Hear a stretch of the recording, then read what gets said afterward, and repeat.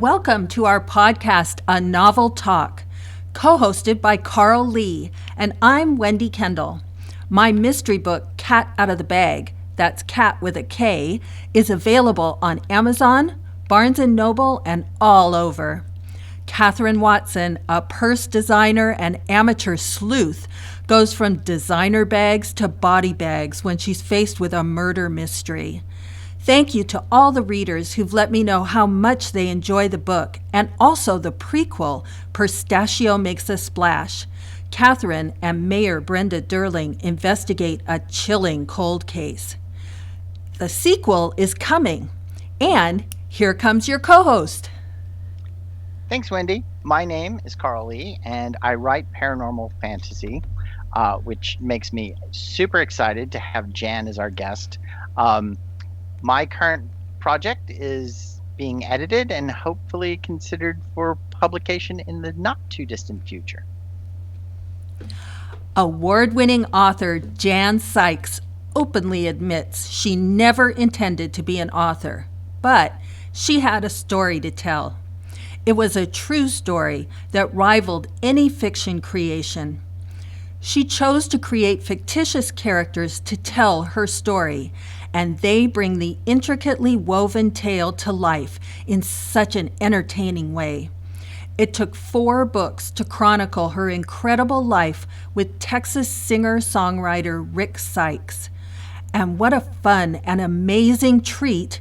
She released a series of music CDs, one to accompany each of these books. Wow!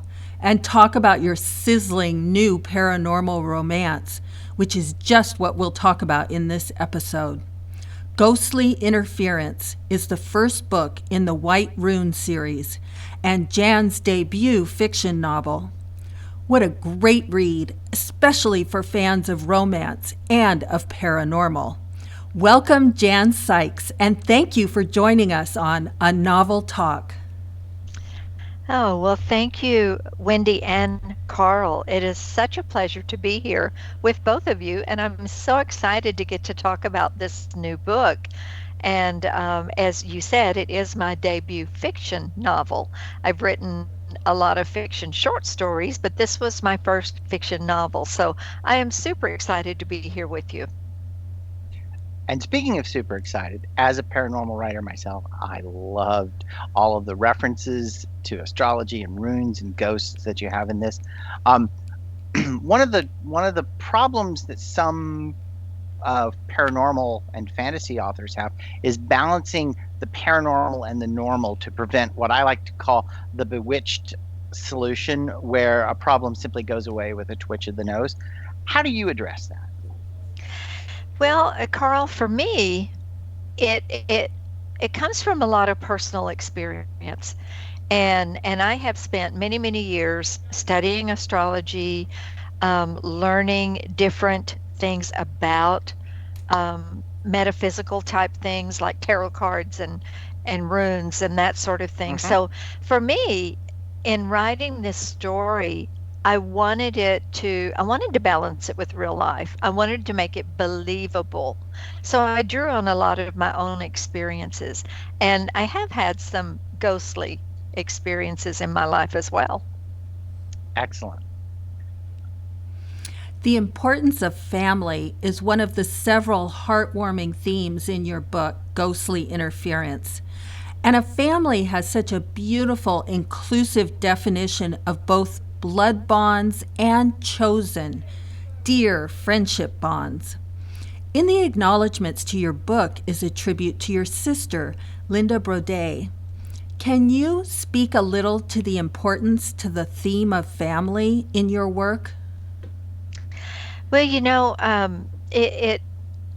in this story, family really kind of took a front and center layer of the story, in that Jag Peters had this very settled, he thought, family. Even his father was deceased, and he adored his mother, and Rena Jett on the opposite end of the spectrum had no family, totally alone.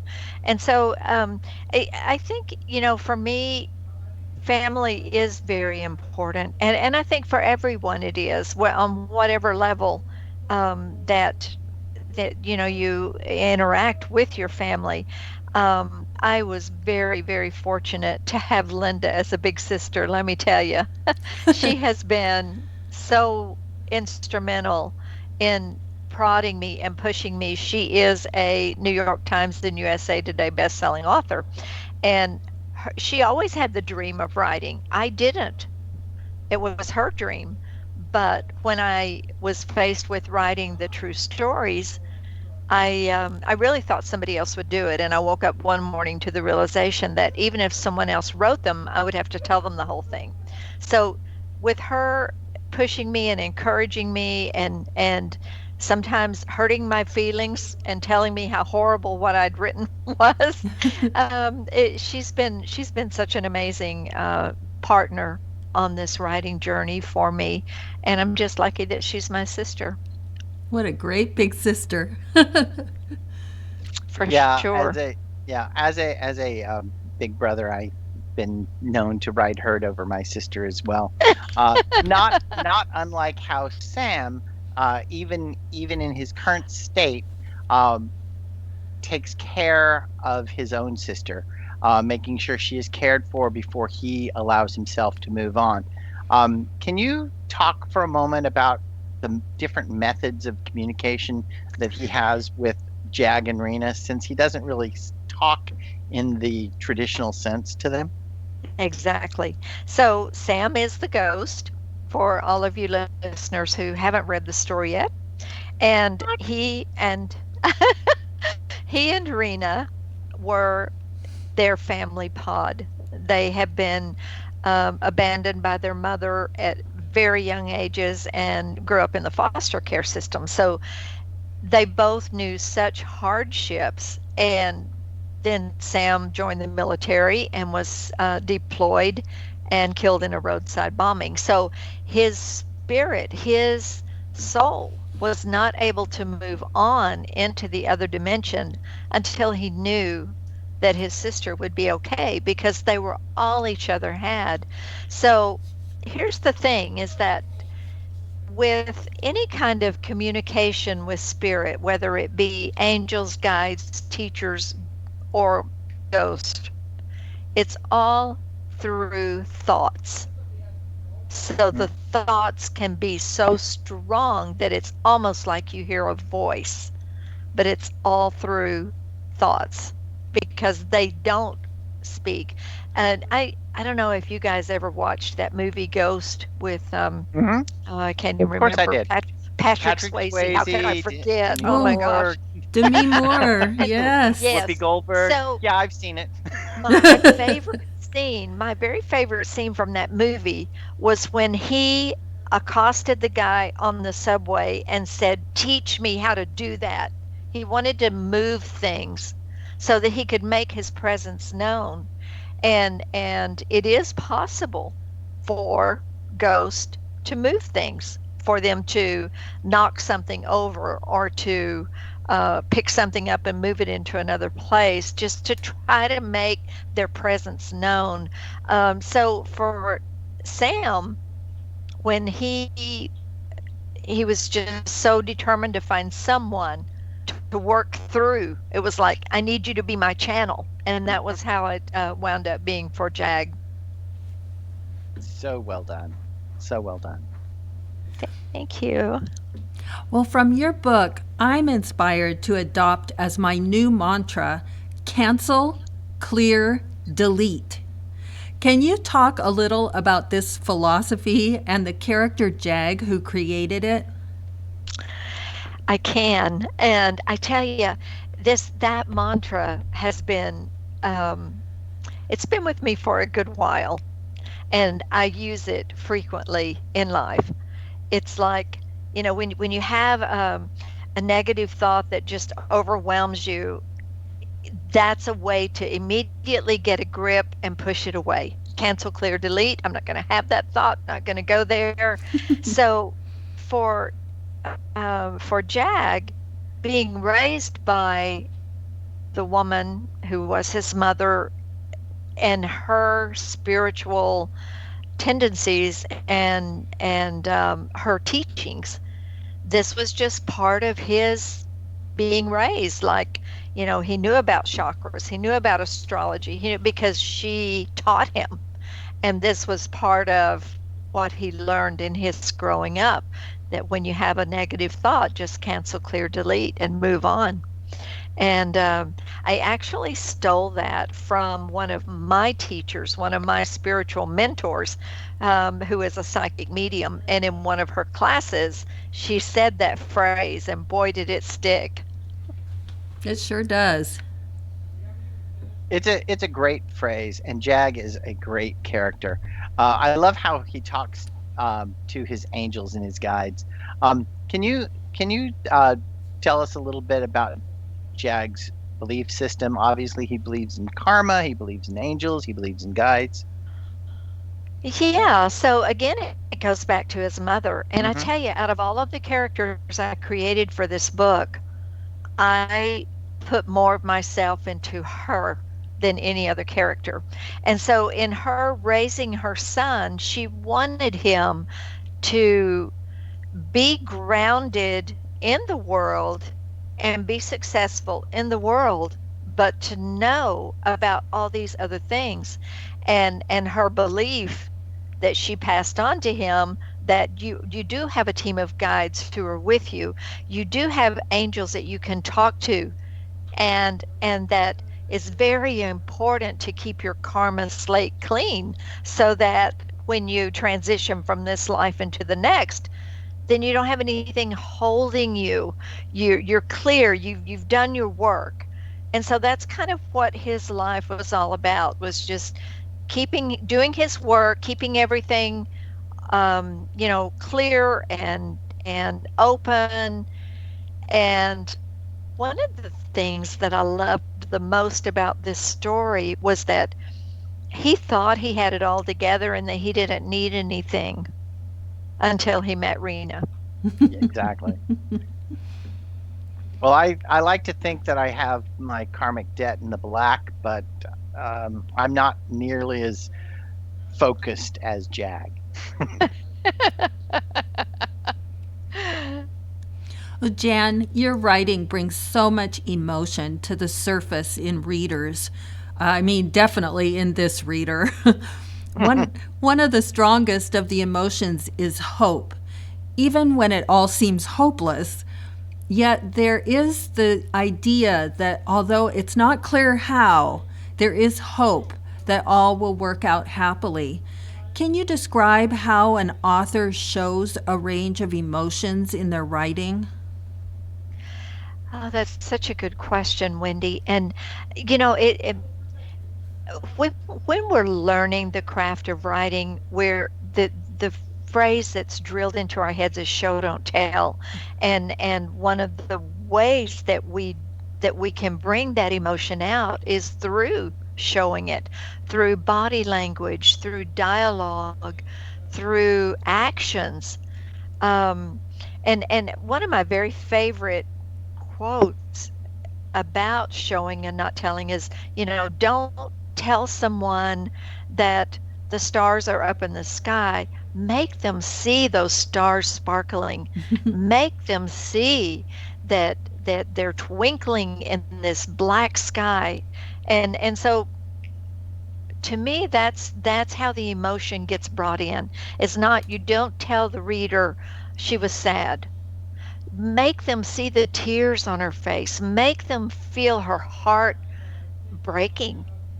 And so, for me, that's the key of bringing the emotions into the stories, is really putting the reader there with them so they can feel it and not just read about it.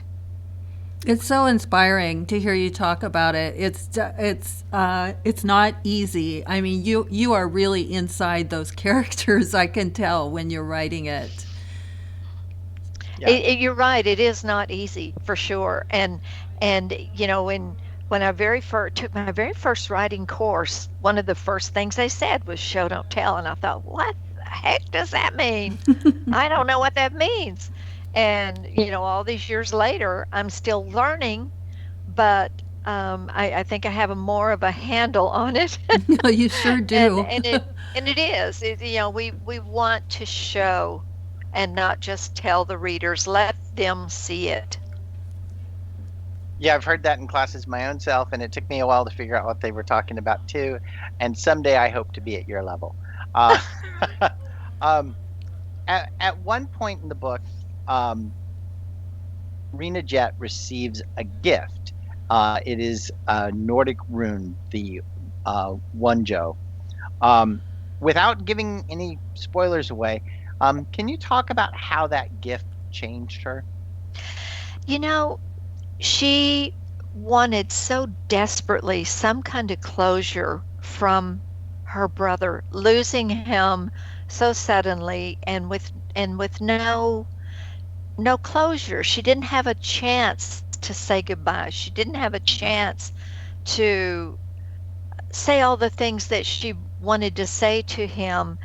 And so when this letter arrived with this stone in it, I think it just really was the catalyst for her to let go and to start believing because of his words in his letter. It's like, I want you to live for both of us. I want you to love for both of us. Hmm. And so I think the rune was just a symbol, but it was a catalyst Yeah. that really got her thinking about different things that she would never have thought about. And a great rune to choose for that particular message too. Well, every romance has got to have a happily ever after, and that's what that symbol is. Yeah. Well, earlier in the story, Jag is shocked when he discovers the motorcycle rider he'd almost killed was a beautiful but seriously pissed off woman, Rena Jet. This dear protagonist at one point thought of herself like the caterpillar who turns into a butterfly. Can you talk a little bit more about this amazing character, Rena? She had had such a hard life, and she was so bitter and so closed off and so defensive and determined that she would never have to need anyone. Sam was her one and only confidant. They helped each other survive, and now Sam was gone. And so she had built these walls that were so tall and so thick, and no one could penetrate those walls. And yet, little by little, as her relationship with Jag grew, those walls started coming down. And then at that one point that you're talking about, she thinks of herself that she can't believe that she is, out here doing this and doing that and doing this. It's like this caterpillar that did blossom into the butterfly. And I have to tell you, I loved that journey. I loved creating that journey for her, and to get to that point where she was this open, she could smile and be happy and love and feel it with her heart, because she never thought that she would have that. Well, and what's so amazing about your writing, Jan, is that as she thinks of this and realizes this, the reader, that realization comes on the reader right at the same time. So Hmm. it's just right in sync. It's like the reader is part of her spirit. It's really an incredible moment in the book. I agree. It was. It really was. One of many. Uh, going back to Jag. Um, I was wondering throughout the book whether Jag is actually a medium because his mother trained him since his child, or is his contact with Sam simply due to the the feelings that both he and Sam have toward Rena Jet? And also, I know that this is book one of a series. Will these characters continue on with the series, or is the series more like a vignettes? Okay. Okay, well, the first question. Mm-hmm. Jag did not consider himself to be a medium, and the way that I felt like the way I saw his role was that he was a channel. He was Mm-hmm. because he was open, and I think that is the number one thing that any spirit who's trying to communicate is going to look for, someone who's open to that communication. And he was. He didn't know quite what to make of it, but Mm-hmm. it was like he was chosen. He was chosen by the universe to Love be that. that person for Rena Jet. And Sam would he could channel Sam. But he really, I don't consider him a medium when I think about Jag. And as he continued on through his life, he never had another experience like this that I know of yet. But anyway, um, Yet. the answer to the second question is each book has different main characters, but Rena and Jag still show up in them in some role or another, but they're not the main Excellent. characters. Excellent. Excellent. Excellent. That's awesome. Yeah. There is some sense of destiny in these characters' lives, and at the same time, there's also the necessity for the characters to each choose a path, make a decision, seek opportunities. Some of the characters seem to be settling for their life, not realizing what they may be missing. Can you talk a little about destiny and self determination? So I believe that we make our own destinies. I believe that there are things that come with us when we are born that set us on a certain path, or maybe with a certain set of beliefs, or um, a certain way of looking at things, our perspective. But we all have free choice and we all have free will. And that is what determines our destiny, what we choose, the decisions we make, the things that we're drawn to, the belief system that we create for ourselves. And to me, and like when, as you say, some of the characters seem to be settling for their life. For instance, Jag's mother was very settled. She had accepted this was her life. She loved her garden. She loved the flowers. That was her little spot of heaven. She loved teaching the yoga, but she had a different destiny too. Yes. But she also had the choice. She could have chosen differently. Yes. Yes, it's So so so that's fascinating. kind of how I see it. And is that, we all make our own choices. We all make our own destinies, and we all have the ability, if we don't like where it's going, we can change it. Yeah, and I love the choices that you made, especially with regard to Jag's mother. I thought that was awesome. Speaking of awesome, it would be awesome if you would be convinced to give a short reading of Ghostly Interference to the listeners. Oh, I would be happy to. Basically, So I want to hear the it. So, so the scene that I'm going to read is actually very early on in the book, and they are still just kind of figuring out whether they even want to know each other. But they're they've gone out into the country and sitting beside a stream, and they're chatting. So um, I will start. What is it that you do want, Rena Jet? Jag asked quietly as he again scanned the trees, looking for movement. She tossed another pebble into the stream. Maybe a friend. That would be nice. She turned her dark eyes toward him. He loved the way they changed with her mood. They could flash in anger and then sparkle with a smile. Now they softened, and flecks of gold peeked through like the sun from behind a cloud. I'm good at that. He cupped her chin with his free hand for a brief second. And I don't judge. Yeah, I get it. I can read people, and that's how I saw you yesterday. A flash of desert camouflage rustled the trees. How could she not see this? But after her reaction, he couldn't bring himself to mention it again. What the hell? I'm not a ghost whisperer. You can talk to me, Rena. He leaned in and pushed back a wisp of hair that fell across her forehead. Sam died 4 months ago in Afghanistan. She put her head in her hands. Jag sucked in a breath. I'm truly sorry. Please tell me about your brother. She sniffled and swiped her eyes with the back of her hand.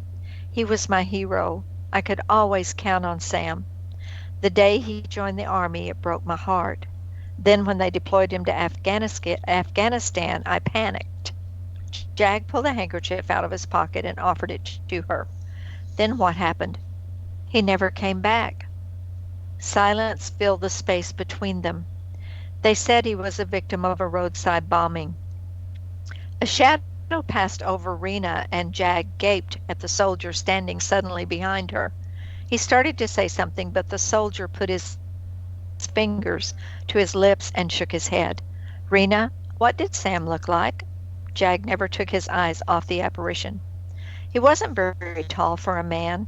He only stood a little over 5'8", but he was as tough as they came. I never saw him lose a fight. I'm really cold all of a sudden. She shivered visibly. He had sandy brown hair and dimples on each side of his mouth when he smiled, which wasn't very often. There was no doubt that Rena described the soldier that stood behind her in Jag's line of vision. You were close? Jag slipped out of his jacket and draped it across her shoulders. She sighed. We were all each other had. No one else in the whole world gave a damn whether we lived or died. We were throwaway kids. He did his best to protect me. Even went to juvie for pounding on some asshole kid who tried to rape me. Please don't get mad at me, but I think he's still here trying to look out for you. Bullshit. Sam's dead. I don't believe in ghosts or God or any of that shit. I believe in what I see, touch, taste, and feel. Nothing else.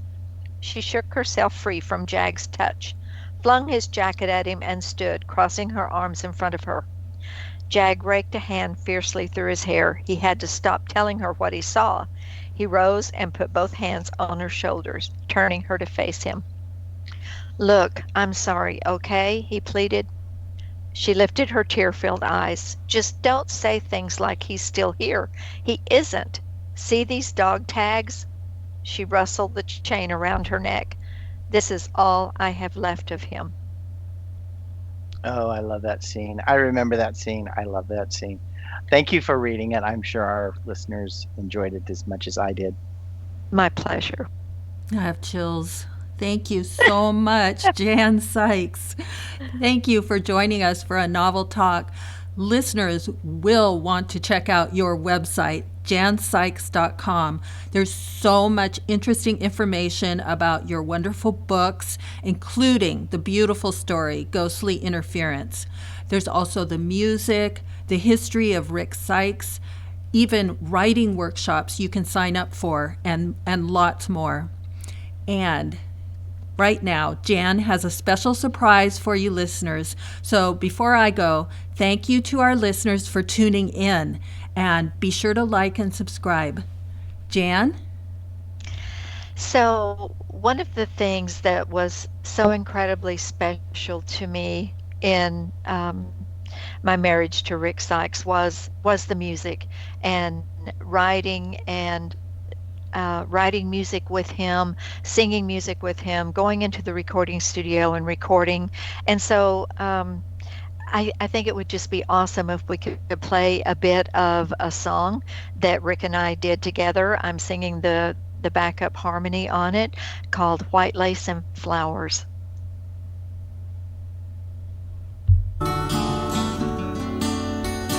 Lucky bed I laid down wasn't in Rio Dosa, or Las Vegas town. It was somewhere between bad odds and good news, in white lace and flowers, I bet on you. In white lace and flowers, I bet on you.